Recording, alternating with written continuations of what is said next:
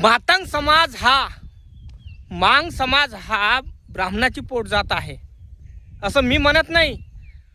मातंग समाजातील एका माणसानं कमेंट केली आहे बघा, मातंग समाज हा ब्राह्मणाची पोट जात आहे आणि तो दलित नाही, तो मागासवर्गीय नाही, तो अस्पृश्य नाही, तो शूद्र नाही, तो असे म्हणून राहिले. काय वाटतं तुम्हाला? मग यांना आरक्षण हे गांडीत घालण्यासाठी पाहिजे का? वर्गीकरण हे गांडीत घालण्यासाठी करून राहिले, मागून राहिले का? हा, आता माझं बोलणं हे बरोबर नाही आहे, माझं वक्तव्य हे बरोबर नाही आहे. आता म्हणा बुद्धाने हेच तुम्हाला शिकवलं का? बाबासाहेबांनी हेच शिकवलं का?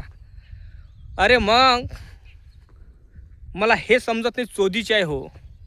तुम्ही स्वतःला बामणाच्या पोट जातीच्या म्हणता, तुम्ही स्वतःला वर्चस्व म्हणता, तुम्ही स्वतःला म्हणता की मागाचा चेहरा पाहिल्याशिवाय गावातला पाटील हा बाहेर निघत नव्हता. मागानं पाटलाच्या घरचं तोरण बांधल्याशिवाय पाटलाच्या घरचं लग्न बरोबर लागत नव्हतं. पाटलाच्या घरी मागाची पंगत नाही बसत तर ते अशुभ मानायचं, म्हणजे पहिल्या पंक्तीत मांग बसला पाहिजे. तुम्ही अशा पद्धतीचं वक्तव्य करता तर खरंच तुम्ही बामणाचे औलादी आहात, मला असं वाटतं.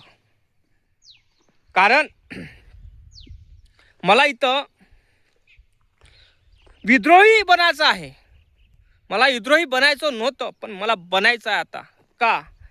कारण तुमचं बोलणं, तुमचे शब्द मला हे सांगत आहेत की जे बाबासाहेबांच्या संविधानातून जे सुरक्षेसाठी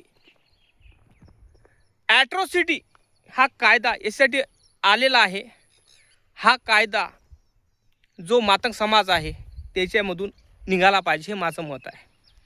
कारण ॲट्रॉसिटी म्हणा, हे बाबासाहेबांनी दिलेलं आरक्षण म्हणा, हे कशासाठी आहे?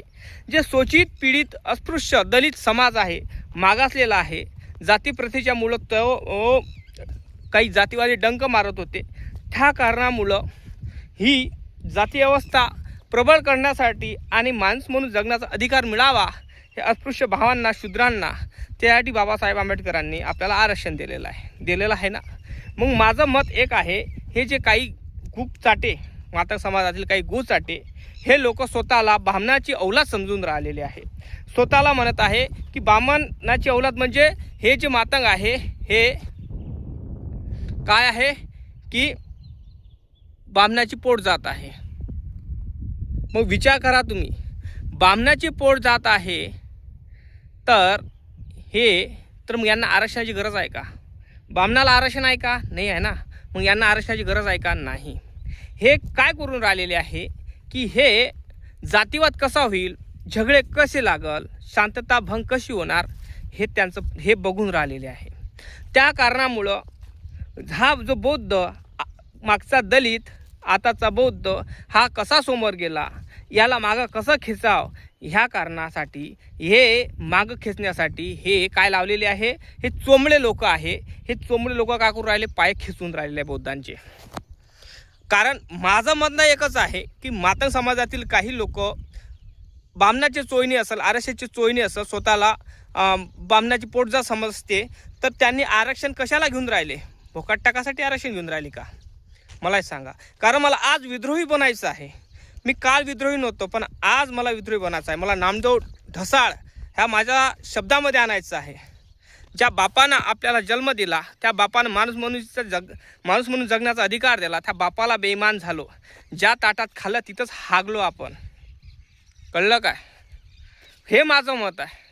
कारण तुम्हाला लाजा वाटून राहिल्या नाही, तुम्हाला शर्मा वाटून राहिल्या नाही.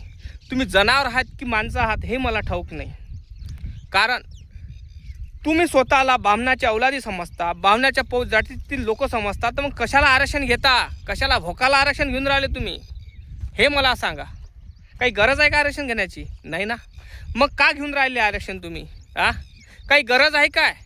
काही गरज आहे का तुम्हाला? तुम्ही ब्राह्मणाच्या औलादी आहात, आरक्षणाचे पोट जातीतील लोक आहात, ब्राह्मणाच्या पोट जातीतील आहात. तुम्ही स्वतःला अस्पृश्य मानत नाही, स्वतःला दलित मानत नाही. तुम्ही स्वतःला तुम्हाला तुमच्यावर कुठलीही वागणूक वाईट झालेली नाही. तुम्ही पाटलाच्या बरोबरची तुमची वागणूक होती, ब्राह्मणाच्या बरोबरची तुम्हाला वागणूक मिळाली. मग तुम्हाला खरंच आरक्षणाची गरज आहे का? मला सांगा, अशामुळं काय होतं माहीत आहे काय? अशामुळं जातीवाद पसरला जातो. अण्णाभाऊ साठे ज्या जातीमध्ये जन्माला आले तर अण्णाभाऊ साठेचं नाव बदनाम करून आले हे भडवीचे लोक, जे RSSच्या लोकांनी संघ भिडलेले आहे आणि स्वतःला बामणाच्या अवलादी समजून घेतात, बामणाच्या पोट जातीतील लोक समजून घेतात. हे लोक अण्णाभाऊ साठेचं नाव बदनाम करून राहिले. लक्षात ठेवा. माझं काय मत आहे, मातंग समाजातले कितीतरी लोक 30-40% लोक आहे की हे वर्गीकरणाच्या विरोधात आहे. त्यांना माहीत आहे की आम्हाला देवळात जाता येत नाही. आमच्या घरात कोणी मरत असेल तर आमची अलग स्मशानभूमी आहे. आम्हाला कोणाच्या घरी जेवण असतं तर आम्हाला बोलावल्या जात नाही. आम्हाला अशा गोष्टीच्या पद्धतीनं आताही लोक जातीवाद चालू आहे, सुवासित चालू आता पण चालू आहे. आणि एक जण हरामखोर म्हणून राहिला की मातंग हिंदू आहे आणि मातंग हा हिंदू आहे आणि बामणाचा जवाई कधीही मातंग बनू शकतो. तर मातंग भावा, मांग भावा, तू हिंदुत्व सोडू नको, असे पण माझ्यापाशी कॉमेंट आलेले आहे, व्हिडिओ आलेले आहे. पण त्या व्हिडिओच्या माध्यमातून आणि सांगण्याचा दृष्टिकोन हाच आहे की तुम्ही स्वतःला हिंदू म्हणता, तुम्ही स्वतःला बामणाची अवलादी म्हणता, तर मग तुम्हाला मंदिरात प्रवेश का नाही आहे? तुम्हाला मंदिरातून का हाकलून दिलं जाते ते सांगा मला. तुम्हाला कोणाच्या घरी जाता तुम्हाला बाहेर बसवल्या जाते आणि नकटा कपाने तुम्हाला चहा पाजल्या जाते. का पाजल्या जाते? तुम्हाला सोन्याच्या कपांचा चहा का नाही पाजल्या जात हे सांगा मला. तुम्हाला लोकांच्या घरी लग्न गिग्न राहते तिथं बोलावल्या का नाही जात? तुम्हाला इज्जत दिली का जात नाही? कारण आताही सुवासूत आहे, आताही बाट आहे. आताही जसा पहिले होता की जसा मातंग समाजाला, मांगांना, महारांना जी अस्पृश्य जाती होती त्यांना सडावर उभं करत नव्हते, पाणी प्यायची उजागिरी नव्हती, सुवासूत होता. आता पण तसेच चालू आहे. पण हे लोक आजकालचे गैबहाने लोक म्हणतात की आम्ही मातंग समाज हा काय आहे, बामणाच्या पोट जातीचे आहे, बामणाच्या अवलादी आहोत. मग स्वतःला बामणाच्या अवलादी म्हणता, तर मग तुम्हाला आरक्षणाची गरज कशाला? तुम्हाला ॲट्रॉसिटी जो कायदा अंतर्गत लागलेला आहे SC साठी, सुरक्षेसाठी, तो कायद्यात तुम्हाला कायद्याच्या तरतूद तुम्ही बसत ना. मग कारण कोण बसतो? जो त्याच्यावर अन्याय झालेला आहे आणि काहीतरी लोक समाज अन्याय करून राहिलेला आहे. तर माझं हे तुमच्या अशा हरामखोराच्यामुळं, तुमच्या वक्तव्यामुळं काय होतं माहिती आहे काय? जातीवाद तर होतंच, पण काही मातंग समाजाला पण शिवीगाळ केली जाते. अण्णाभाऊ साठेला पण काही वाईट लोक बोलल्या जाते. कारण तुम्ही तुमच्या महामानवाचे, तुम्ही विचारांचे नाव तुम्ही काय करू राहिले, बदनामी करू राहिले. कळलं काय? आपल्याला गू खायची हे होती, आपण गू खात होतो, आपण सडलेले जनावरं खात होतो, माणूस म्हणून जगण्याचा अधिकार नव्हता. लोक आपल्याला सडावर येऊ देत नव्हते, पाणी पिऊ देत नव्हते. आणि तुम्ही म्हणता काय की बामणाचे जवाई हा मातंग झाला पाहिजे, मांग बनला पाहिजे, आपण हिंदुत्व आहे, स्वतःला हिंदू म्हणता स्वतःला तुम्ही. मग तुम्हाला मंदिरात प्रवेश का नाही रे?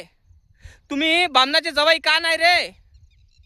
मला हे सांगा. तुम्ही पाटलाचे जवाई का नाही रे हे सांगा मला. तुम्ही स्वतःला हिंदुत्व म्हणता ना, का जवाई नाही तुम्ही? मांगाच्या पुरी पाटलाच्या घरात का नाही रे मला सांगा. स्वतःला म्हणता ना तुम्ही हिंदुत्व, स्वतःला तुम्ही बामणाच्या अवलादी समजताना, मग का नाही तुम्ही? हे माझं मत आहे. फक्त भोकात घालासाठी आरक्षण वर्गीकरण करून राहिले तुम्ही, दुसरं काहीच नाही. झगडं लावून राहिले.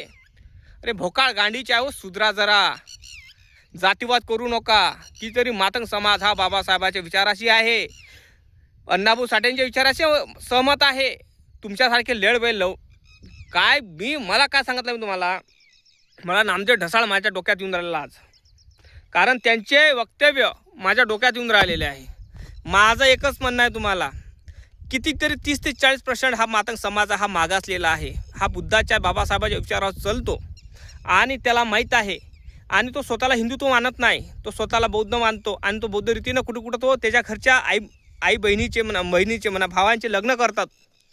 पण तुम्हाला एक झेंडा नाही, एक तुमचा कार्यक्रम नाही, एक म्हणजे तुम्हाला एक व्यासपीठ नाही आहे. आणि स्वतःला तुम्ही हिंदू म्हणता, स्वतःला तुम्ही बामणाच्या अवलादी म्हणता. अरे तुमच्या लेखा जिंदगीवर. नक्की कमेंट करून सांगा, लाईक करा, चॅनलला सबस्क्राईब करा. जय भीम, जय शिवराज, जय लहुजी, जन्ना.